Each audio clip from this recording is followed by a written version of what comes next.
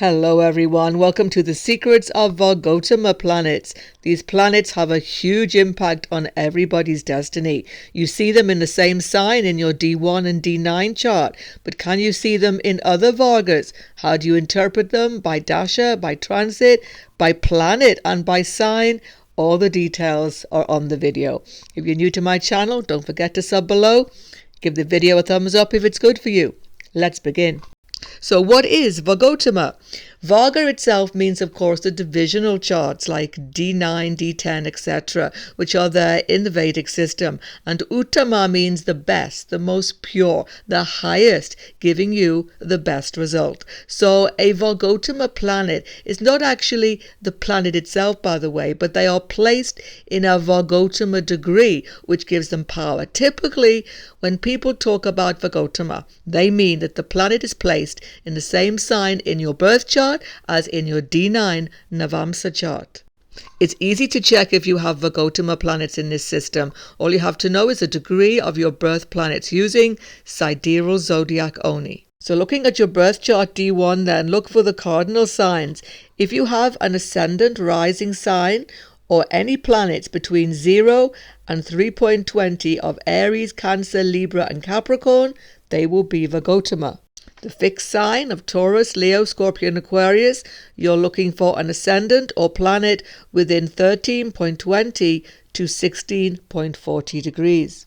And of the dual signs or mutable signs, Gemini, Virgo, Sagittarius, Pisces, you're looking for an ascendant or a planet between 26.40 and 30 degrees of those signs.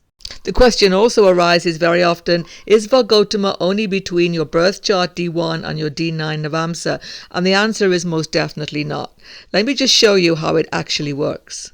Here's a list of all the Varga charts we use to predict in Vedic astrology. I've just shown you that Vargottama means typically a link between the D1 chart, all about yourself, and the D9 chart, Navamsa, which is your life rewards, the pinnacle of what you can attain in this life. It's very powerful. But did you know that another chart is involved in that connection? It's the D3 chart, the chart of skill, of siblings and study. So any planet which is typically Vargottama is also Vargottama in the D3. So let's say you've got Saturn in Capricorn D1 and it's also Capricorn D9. You will find that it will also be always in the same sign Capricorn in your D3. So people need to understand that a Vargottama is so powerful because it is a connection between self, your skill, and your attainment in life, the D1, the D3, and the D9. You could also see Vargottama between a D1 planet and any other Varga chart. This actually works very well, but it only applies to the Varga. Let's say you've got Saturn in Capricorn again, D1, but this time it's in Capricorn in the D10 chart, not the D9. Then in this case, it's Vargottama applying only to your career. It's specifically about career, nothing else. It gives you a strength in that Mahadasha of Saturn in your career, according to the actual condition of Saturn in the D10. You can also see Vargottama, and some astrologers use this and some do not, between the actual Varga charts, not even involving D1. So I've seen a chart where Jupiter is in Virgo in the D3 and in the D4. And in Jupiter Mahadasha, very clear circumstances can be seen to link up siblings and home very strongly. So you can look at that as well. It's a weaker sort of Vargottama, but it's still there. Sometimes a very strong placement occurs between many Varga charts. Even again, if it doesn't involve D1, that's an even stronger Vargottama. So check through all of your Varga charts and see which planets are staying in the same sign in the different charts. It's all a form of Vargottama. So let's now continue though to focus on the most important of all, the connection between your D1 and the D9 chart. So how does your Vargottama planet, same sign D1 and D9, influence you in your lifetime? First of all, they will impact you because that planet has now gained enormous strength. It's gained Shakti, power. And that power is going to affect you in the whole of your life because D9 influences everything. Now, power does not always mean it's good. It just means powerful. Power can be used for good and ill. Don't forget that.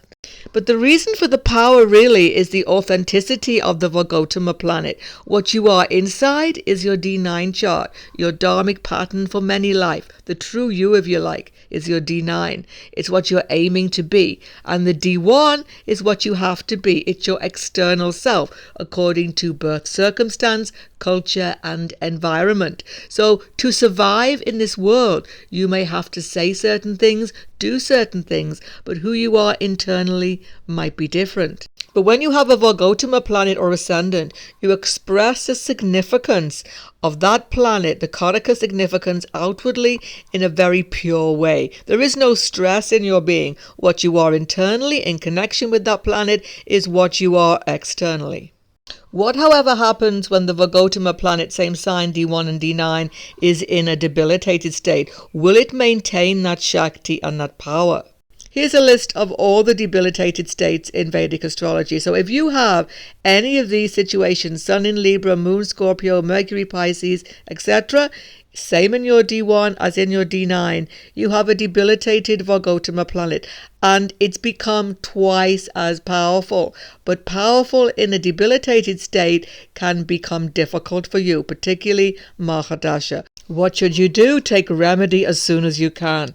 Let's say you've got Venus in Virgo D1 and D9 Vargottama. Don't wait until a week or two before Venus Mahadasha begins. That's 20 years of your life. No, please take a remedy as soon as you realize you have this. What a blessing that you know about this. It's nothing to be scared of, because even a debilitated planet has good aspects too. So the thing is, you want to bring it out of debilitation by remedying this. Look at my videos on Mahadasha if you like. In there, I give you the remedies that go really deep, that change the way you are, that change the way you feel. And that will make sure that when you get to the Mahadasha, you can sail through it, bringing out the most positive qualities of these positions. So the answer is, a debilitated Vargottama planet is twice as strong and therefore should be remedied. In the Mahadasha of any Vargottama planet, definitely expect that you will see changes in your life that can be very positive indeed. Again, you have to look at how the planet is in the D9 and the D1. If any Vargottama planet is in 6, 8, 12, particularly in D9, then you're definitely going to have to struggle in that Mahadasha according to the rulerships of that planet. But even still, because that planet is Vargottama, somehow you will get a blessing. Somehow something will take you out of difficulty. So Vargottama Mahadasha planet is something that's going to be one of the most important Mahadashas in your life. If you've had that, comment below. I'd be interested to hear. Definitely also watch out for the transits to Vargottama planets. They will really just shift your life. You won't be able to stay in the same place or circumstances once these happen. And often it's for the good, depending on the graha, of course. So let's say Jupiter is now in Aquarius. Let's say that you've got the moon Vargottama in Aquarius. Wow, as soon as Jupiter comes into that sign, it's going to shift all of those moon issues in your life. Home life, mother relationship, children, everything. It's going to shift from the top to the bottom because it is Vargottama. And very often you'll be pleased about it because Vargottama planet gives you the strength to deal with those changes and flow with them. So definitely watch out for transits to any planet that is Vargottama.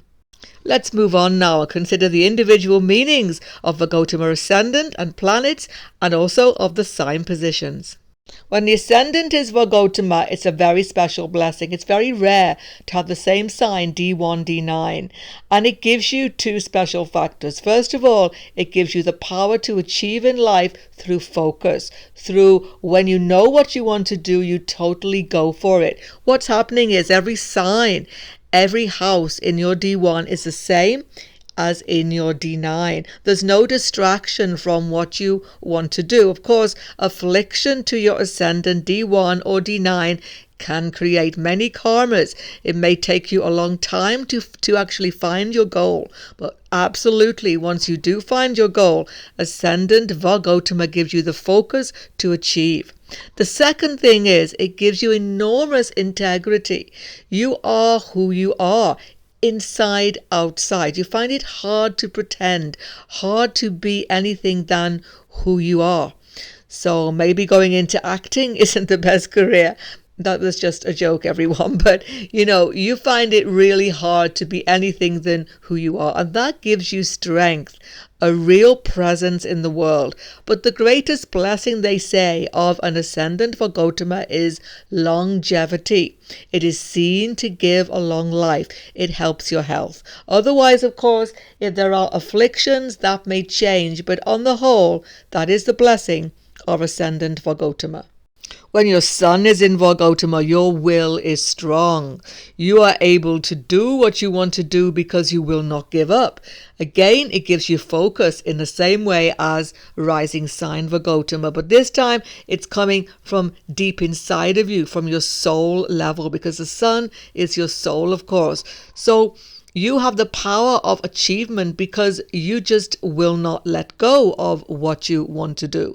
You have the ability also with the Sun Vargottama to lead others. You lead from the front. You're not shy. You go forward and you lead. You want to do the dharmic action. Your sense of righteousness is very strong indeed. So you can be a great leader in many areas of your life if you have this Sun Vargottama. When your moon is Vargottama, you're able to focus, you're able to put your mind to the task at hand, because the moon Vargottama increases the strength of your mind. What this means also is that your emotional strength is very strong. You're a support to other people. You're able to give nurture and nourishment to other people, and you're able to nourish yourself. You know how to do what they call self-care. So you're a very strong person internally because you are not swayed by the different factors surrounding you day and night. You know how to stay centered in your own self. Moon Vargottama helps you gain domestic bliss actually as well, as long as he is not in 6, 8 or 12 in your D9. That would disturb a little, but still you have to look at aspects as well. The thing is that the moon Vargottama will always allow you to pull yourself out of difficulty by containing emotion. You use your emotions to propel you to do good in the world. You are moved when you see others suffering and you want to help them. The moon Vargottama is a caring, nurturing placement. You are very good with children and all nurturing profession. And actually, moon Vargottama can often give popularity and for some people even fame. When Mercury is Vargottama in your chart, your speech is strong and impressive. You can gain an audience. You have great presence when you are speaking. Now, you mightn't think you have these skills, but with a Vargottama Mercury, you can certainly gain them very, very quickly. You can have success in all media careers as a writer, computer programmer, scientist, mathematician, all of the Mercury type professions. You learn so well. You can have high intelligence and ability with this Mercury Vargottama. But a strong Vargottama Mercury can act negatively if he is afflicted by malefics like Rahu and Shani sometimes, but particularly Rahu. There can be a trickster element to this Mercury. You have to be careful because Vargottama Mercury gives you that edge whereby you may sometimes even unintentionally do things that you later regret, say things that you later regret. You have such power through your speech to other people. You have to be very careful what you are saying and how you are saying it. But on the whole, though, it gives you a real edge and a powerful way of communicating. When Venus is Vargottama in your chart, you can attract others to you easily. You have the power of dressing attractively, and also you have the power of artistic sense. You can have wealth in your life and a good living style, luxury, as long as Venus is not in the 6th, 8th or 12th house of your D9, which would lessen this likelihood. But most importantly, Venus Vargottama will help your health. It will increase the likelihood of you recovering from disease because Venus is Jala, water, the healing element. Venus Vargottama will also give you willpower, increasing your ability to do what you set your mind to. It's a very attractive planet to have, Vargottama, but if there is affliction by malefics, laziness and excess and self-indulgence could actually come into your life because of the great strength of this Vargottama Venus. When Mars is Vargottama, you have physical strength, endurance. You are able to go through a lot of physical hardship and become stronger. You may be talented in physical activity like sports, even army, navy, all of these things where you have to use your prowess in some way, armed forces, etc. But most importantly, at a very basic level, Mars Vargottama gives you courage. It's a courage that will see you through in many difficult situations. Even if he is in 6th, 8th, 12th, that won't go away. Whatever house is Mars Vargottama, you will always have the courage to push forward in a dangerous situation. You can be someone who's a fighter. You fight for the right cause, hopefully also, if he is strong by sign and Vargottama. It is a great blessing to have Jupiter or Guru Vargottama. This means that the highest wisdom will come to you in some way through your life. You will attract a guru, teacher, mentor, somebody who gives you insightful wisdom, and you can give this wisdom out to others. Spirituality, higher learning, religiosity, it's all to a strong degree in your life, and Jupiter gives you the blessing of being able to turn to these teachings to see you through hardship in your life. So Jupiter Vargottama is giving you one of the most tremendous blessings of life, because it is only knowledge which takes us out of this material entanglement. Make sure that you give out the knowledge which you get. Don't keep it to yourself. When Saturn or Shani is Vargottama in your chart, it gives you the blessing of endurance. You are able to go through the difficulties and become stronger. Now, this mightn't seem a very good blessing, but it is an amazing blessing actually. You may find obstacles and all sorts of roadblocks in your life because Saturn has been strengthened by becoming Vargottama. But actually, these roadblocks stop you taking the wrong turning in life. You should look at them as a blessing. When you get stuck in life, sit still, wait for the right way to come to you. It will always open up to you. Don't push through. You will always endure hardship with the highest ethical standards, and Shani will definitely reward you for your patience. When Rahu is Vargottama, he gives you a genius in a way to get round any obstacle in your life. Whenever there are boundaries, whenever there are roadblocks, he will find a way around them. You will overcome every obstacle in your life by the power of this Rahu. Just make sure that you act ethically at all times. Remember, Rahu inclines you to shortcuts. Try not to take those. When Ketu is strong in a Vargottama position, he tends to take you away from society. You get quickly bored with the general run of life. You want a deeper experience. You want spirituality. You are looking for ultimately liberation.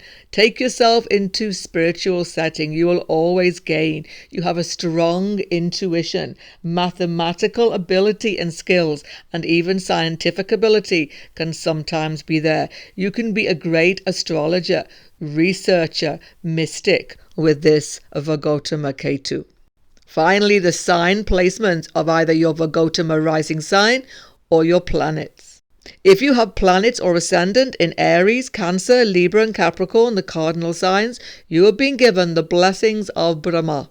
Brahma is the creator of the whole universal manifestation, not the supreme being, but the creator. So therefore, he has great creative power. And if you have Vargottama planets or ascendant in these signs, you also partake of that creativity. This means that when you are in a difficult situation, you can find creative solutions. Just like Lord Brahma was all alone in the darkness of existence at the beginning of this material manifestation. There was nothing there but just himself. Therefore, he had to create by going within, inside, to get a connection to the Supreme Being to give him that power. So equally, whenever you are stuck in life with these Vargottama planets, Don't forget, what you have to do is to go within. Listen quietly to your inner voice. A most amazing creative solution will always come to you if you have Vargottama planets or ascendant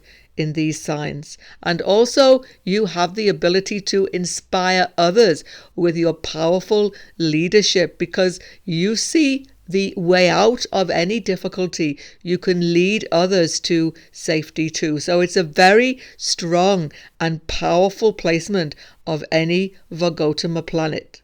If you have a Vargottama planet in the fixed sign of Taurus, Leo, Scorpio, and Aquarius, you are blessed by Lord Vishnu, the maintainer of the universal creation. Lord Vishnu, as the Supreme Being, is able to show you the way out of obstacles, but this time it's not so much creativity as endurance. You are able to endure. Nothing gets you down ultimately. You have inner strength, inner power to overcome obstacles. So rather than creating a way out of any situation, you endure through it. You see, the karmas of the fixed signs are terribly strong. They are very difficult to change. So the blessing of Vishnu is that when you have planets which are Vargottama in a fixed sign, you will go through any difficulty and come out stronger than ever before. Don't think it's a backhanded compliment.